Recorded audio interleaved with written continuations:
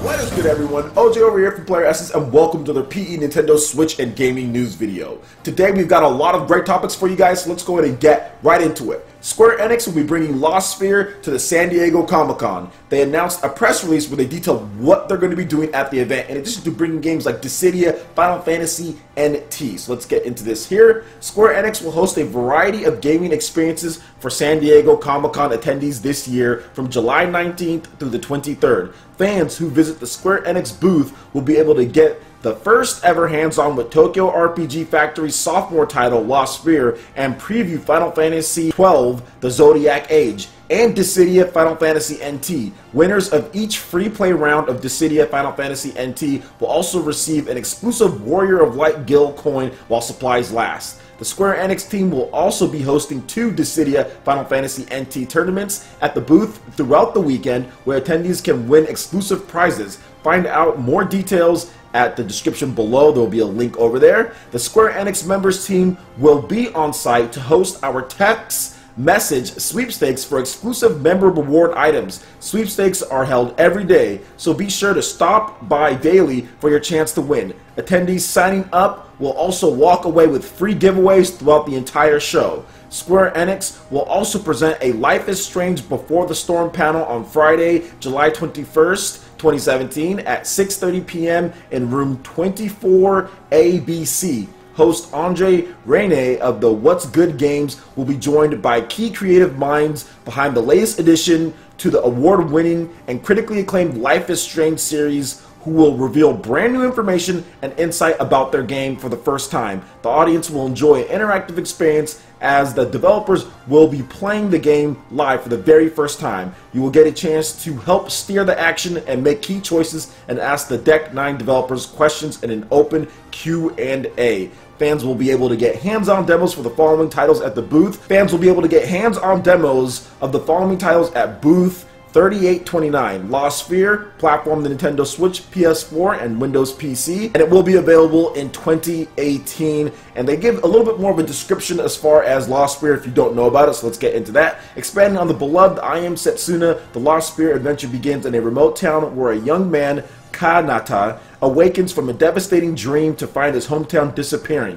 To stop the world from being lost forever, Kanata and his comrades set out to rebuild the world around them with the power of memory by manifesting thoughts into matter. That's that big baller brand, LeVar Ball. Just speak it into existence. That's what they're doing right here with Lost Sphear. No, I'm joking with that one. But yeah, this is definitely really cool. Square Enix has a big San Diego Comic-Con plan. So what do you guys think about this? And are any of you guys heading to the San Diego Comic-Con? I kind of want to go, but it's pretty much tomorrow, so I wouldn't be able to get everything in time and get ready because I just came back from vacation. But I'm definitely thinking about going to more Comic-Cons and going to more convention events and giving you guys some more, at least different type of coverage when it comes to things. I think PE News is great, and definitely you guys are loving these type of info that I bring, but I think PE News Live would also be really cool. So I'm looking forward to actually going out to more events this year and stuff, and San Diego Comic-Con is looking amazing. Lost Sphear is looking like a good improvement over I Am Setsuna so far based on the interviews and what they've said they're doing with the game. The graphics do look kind of the same-ish, but I'm pretty sure there's going to be some little details here and there that are spruced up, especially with the next iteration of the same engine that they've been using with Unity and what they're doing with that game. So I'm looking forward to it a lot. I think Lost Sphear is going to be a great game. Remember, it's coming to Nintendo Switch, PS4, PC,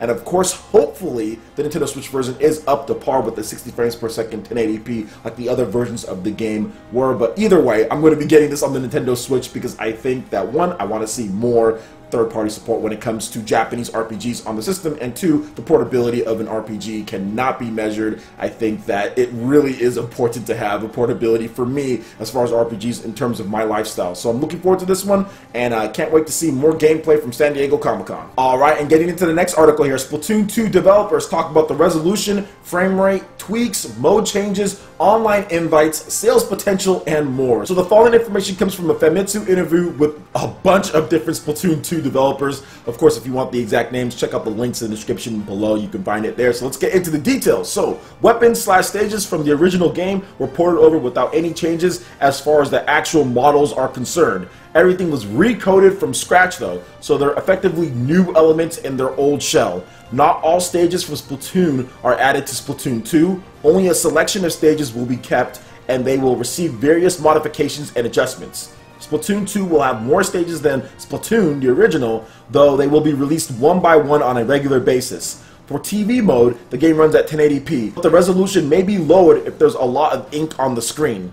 Uses the same dynamic scaling as The Legend of Zelda Breath of the Wild, scaling resolution on the fly. The team worked hard to make sure the game ran at a smooth 60 frames per second at almost all times. In the original, the resolution was sometimes lower depending on the situation, but not the case with Splatoon 2. The devs were able to use the CPU in an efficient manner, effectively reducing the amount of processing power required. Everything related to gameplay, such as the battles themselves, run at 60 frames per second. The rest runs at 30 frames per second, such as the various elements in Inkopolis, just like the original game. Special weapons are stronger than ever, no plans to add any rules to ranked battles. Splat power was added to deal with the difference in skills between players who played the first game and newcomers. Splat power is there to make sure players are matched with people of the same level as soon as possible. Separate rankings for each mode. The maximum rank is still S+, just like the original. You do not get any points for splatting opponents. The Salmon Run employer is supplying you with weapons, so there's no bad choice. With the Switch Online application, you can invite other players by various means, including SMS. You will not need to register people as friends to invite them via the app. You can simply copy/paste the URL of the invite anywhere, email, IM program, and people will be able to join your game, join your room. Yusuke Amano, the director, explained that deep inside he didn't consider Splatoon 1 a success. He says that Splatoon, the franchise, still has a ton of potential. He believes that Splatoon 2 has the potential to sell so much more than its predecessors. Alright, now that we got all that information out of the way, I do want to talk briefly about a couple different things. I do feel that the app, as far as being able to invite people anywhere, pretty much on social media, copy and pasting links, email, that is a fantastic way to make sure that you get the attention of people if they're not always on their system, because I'm not always on my system, or it's on sleep mode a lot, but I'll be able to get invites from people just straight to my cell phone, which I'm always checking and I'm always looking at, or a tablet or anything like that, anything to where you have the app functioning. So I think that's really cool, and I feel that that's going to get people together to play games a lot more. And I feel that the improvements that they've made to the game is really cool, especially with the ranked battles, making sure that you have the splat power, you have multiple different rankings for each mode, so you can have multiple different S's or A's or whatever you're ranked on different ones. There's just a lot of great things about Splatoon 2. We have the reviews come up as well, and I think it's like around 84% on Metacritic or something like that, so very good game. 84, 85, whatever the case it is, whatever it ends up turning out being, that's still a very good score, and I'm looking forward to playing Splatoon 2 with all of you guys. We're going to have PE Arena this Friday with Splatoon 2, so make sure you check out the Patreon page, link in the description below, sign up, and we can definitely get you in on all that when it comes to the voice chat, when it comes to the prizes, and all that good stuff. So I'm looking forward to playing Splatoon 2 with all of you guys this Friday. And what do you guys think about all of these new details for Splatoon 2? I'd love to hear you guys' thoughts in the comment section below. Alright, and getting into the last article here, Ubisoft says that they will be announcing more Nintendo Switch games, quote, quite soon. So during a Ubisoft conference call, the company revealed that they will be announcing more Nintendo Switch games quite soon. And like I've said multiple times, this is something that I knew that was going to happen. It's not just going to be Ubisoft though. There's going to be other developers who are announcing things. Since E3, we've already got the WWE 2K18 announcement. We also got potentially like a soft announcement of Blaze Blue for the Nintendo Switch, as the developers said that, hey,